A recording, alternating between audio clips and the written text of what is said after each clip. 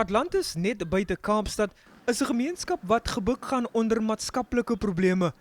Armoede en werkloosheid is van die grootste uitdagings in die dorp.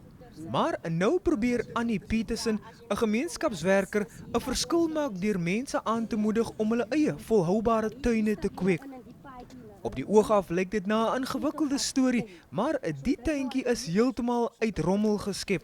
Kleintjies van niks te skep nie, want mense het ons altyd die probleem as jy na hulle ding toe bring, ons het nie geld nie. Waarmee moet ek begin? Hoe moet ek begin? En in 'n mens se agterplaas of 'n klomp rommel wat hier rond lê in die dorp self, kan 'n mens dit bymekaar maak. Die projek is van dese week van stapel gestuur in samewerking met die ATKV, Lapa Uitgewers en die Orion Organisation, 'n organisasie wat spesialiseer op maniere om aan gestremde mense werk en terapie te verskaf.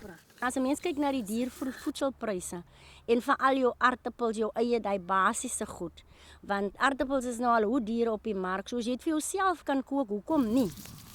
Maar Petersen is veral passievol oor die projek omdat dit die vermoë het om huishoudings te bemagtig. Dis so belangrik veral vir gemeenskappe in Atlantis, want hier is 'n groot werkloosheidssyfer in hierdie dorp. En vir mense te sê, en dis baie enkel ouers ook. En dan stel jy die baie vroue belang gestel, want ons het met 'n groepie van 12 begin, waarvan 8 vroue was en die 4 is nou mans wat belang gestel het. Die stad Kaapstad het reeds hulle steun aan die projek beloof. Petersen hoop dus om die projek in die toekoms selfs verder in Atlantis uit te brei. Percival Young, Unies Atlantis.